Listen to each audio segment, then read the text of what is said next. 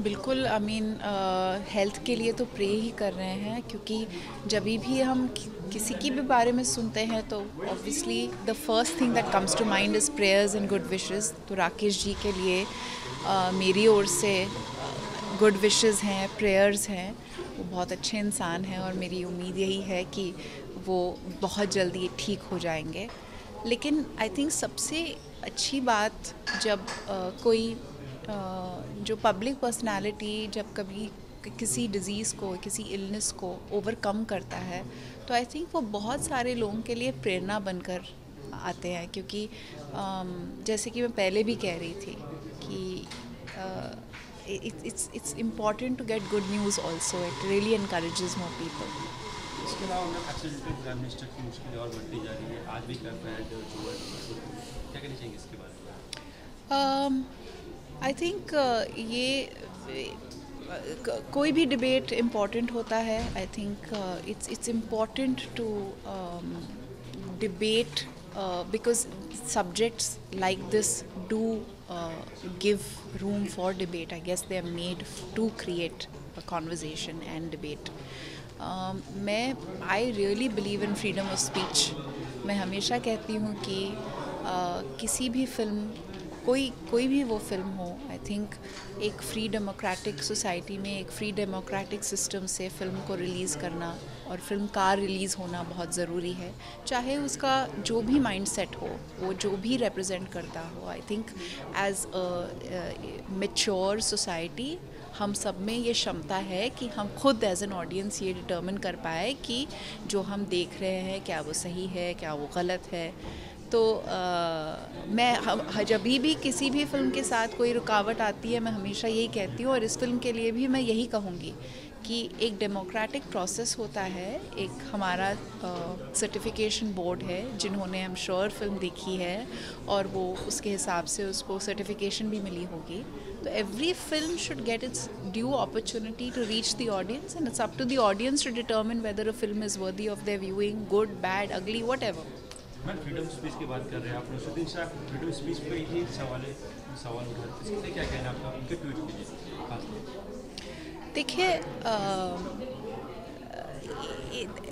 देखिए अनफॉर्चुनेटली क्या हो रहा है, जब भी कोई कुछ कहता है ना, तो बहुत पोलराइजिंग ओपिनियंस इमर्ज होती हैं, और मुझे एक्चुअली उससे सबसे ज़्यादा डर लगता है। क्योंकि अगर हम फ्रीडम ऑफ स्पीच की बात करें तो I think it's very important to give everybody the opportunity to say what they have to, and for everybody else to also have the ability to listen to what somebody is saying. फिर वो आप idea accept कर सकते हैं या reject करते हैं, वो आपके ऊपर है। और किस तरह से हम किसी आइडिया को रिजेक्ट करते हैं या एक्सेप्ट करते हैं, वो हमारी सोसाइटी पर रिफ़्लेक्ट होता है, और हम किस तरह का समाज है उस पर रिफ़्लेक्ट करता है। तो मेरे हिसाब से अगर नसीरुद्दीन शाह जी ने कुछ कहा है, कुछ सोच समझ कर ही कहा होगा ना। कोई ऐसे कोई ऐसे कमेंट या कोई ऐसी बात कभी नहीं करेगा अनलेस उनके जहन में, वो इतने मैच्योर आर्टिस्ट है, इतने सालों से वो काम कर रहे हैं, उन्होंने ज़िंदगी देखी है, मुल्क देखा है, वो जानते हैं क्या हो रहा है। और उन्हें उनके अगर अंदर, उनके भीतर कोई अगर ख्याल बना हो और उन्होंने वो ख्याल ज़ाहिर किया है, तो वो उनके मन की बात है। आई थिंक बहुत अनफॉर्चुनेट हुआ कि उनका वो जो इवेंट में वो जाने वाले थे वो कैंसिल हो गया। ये किसी के साथ नहीं होना चाहिए, क्योंकि एक, जैसे कि मैं कह रही थी, एक डेमोक्रेटिक सोसाइटी में सबको मौका मिलना चाहिए अपने ख़यालों का ज़ाहिर करना, अपने बातों का प्रस्ताव रखना, लोगों के सामने अपनी सोच बतलाना। Thank you.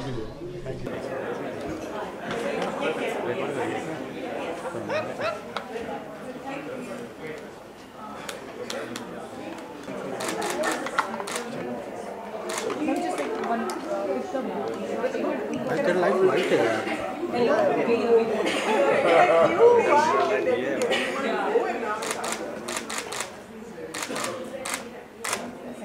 Mansa ma'am small bag Please 2 minutes.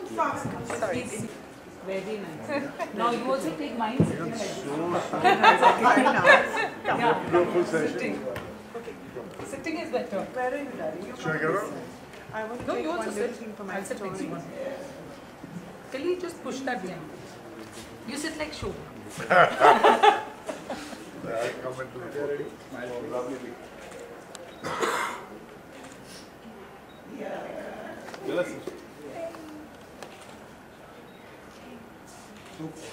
Thank you. Okay, I want my darling Manisha, who has taken everything on straight on, taken the C cancer that we all fearful of even talking about, fought it.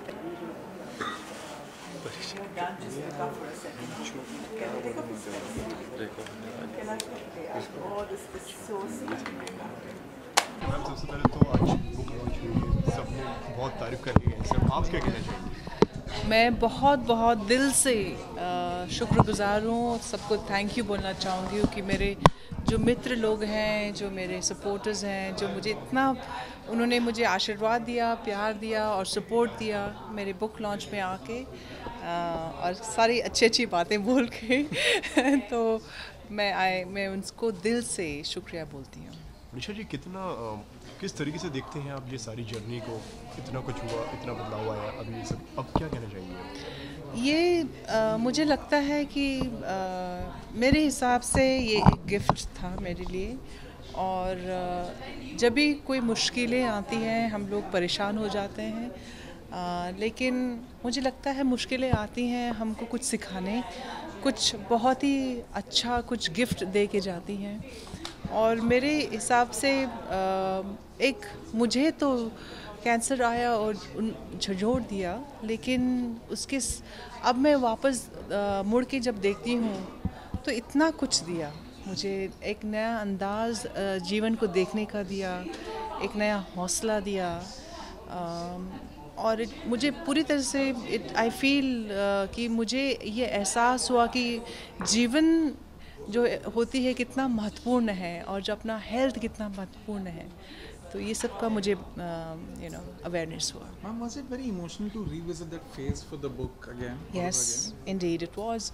because to be able to remember everything in detail, to be able to just revisit and stay with that and each and every detail, it was really painful और मैं तो बहुत बार किताब को बंद कर चुकी थी। मुझे लग रहा था कि मैं ख़त्म नहीं कर पाऊँगी किताब, मुझे लग रहा था कि मैं लिख नहीं पाऊँगी किताब। तो काफ़ी बार ऐसा हुआ कि मुझे लगा कि this was a bad idea and I should not attempt writing, so मैंने किताब को काफ़ी बार बंद भी किया। What kept you going? I guess I just wanted to tell the story and I wanted people to know and I wanted to encourage myself as well as other cancer patients who've been diagnosed and that hope, that thing kept me going. Plus I had a great support system with my publisher, Gurveen, jo aaj, she's so adorably, she has been part of this whole process. Gurveen, जो मेरी publisher हैं, उन्होंने भी मुझे बहुत वो दिया, encouragement किया। इसके अलावा राकेश रोशन को भी आज न्यूज़ आई है कैंसर है, उनके लिए कुछ एडवाइस? देखिए ये जो मैं एक ही चीज़ कह सकती हूँ कि I am sure there is a way out, कि हौसला ना हारें। ये इन सब चीज़ों का ट्रीटमेंट होता है आजकल, हालांकि बहुत डरावनी चीज़ है लेकिन फिर भी इसका कुछ ना कुछ अच्छा वो होता ही है, इलाज होता ही है। तो I am sure he will come out winner and I pray to God that he comes out winner. इसके अलावा बॉलीवुड में ये खबर अब नॉर्मल सी बन गई है, इसके क्या रीज़न मानती है? देखिए बॉलीवुड के तो हमको पता चलता है क्योंकि सब सेलिब्रिटीज़ हैं, सबके बारे में पता चलता है। ये बहुत ही डरावनी चीज़ हमारी सोसाइटी में है जो कि हम लोग को बाहर के जितने भी होते हैं हमको पता नहीं चलता है। ये अमेरिका में जो स्टैटिस्टिक मैंने पढ़ा था कि डेवलपिंग कंट्रीज़ में होने वाले हर एक 3 व्यक्ति में 1 को कैंसर होगा। तो मतलब कि इसीलिए हमको कैंसर के बारे में ना पूरा अर्ली चेकअप कराना चाहिए, ताकि अगर डिटेक्ट अर्ली हो जाता है तो उसकी इलाज भी अच्छी तरह से हो सकता है। So early detection, so please be mindful of if your body is giving any sign and symptom, तो डरिए मत, बट लेकिन डरिए मत, लेकिन डॉक्टर के पास जाके अपना पूरा वो चेकअप करा लें, और एक हेल्दी लाइफस्टाइल अगर हम लोग रखते हैं, क्योंकि ये जो वातावरण इतना प्रदूषित हो चुका है और हमारे स्ट्रेस लेवल इतना ज़्यादा है, काम में कंपटीशन इतना ज़्यादा है, स्ट्रेस लेवल इतना हाई है, तो हम लोग बहुत भागते हमको ये भी एहसास नहीं होता कि शरीर हमारा थक गया है और हमको शायद आराम की ज़रूरत है, हमको शायद ब्रेक की ज़रूरत है। ये एक साइन होता है एक ज़िंदगी को देने में कि भैया अभी तुम रुक जाओ, बहुत दौड़ लिए, बहुत भाग लिए, रुक जाओ, अपने आप को देखो, so I guess. Thank you. जी, थैंक यू।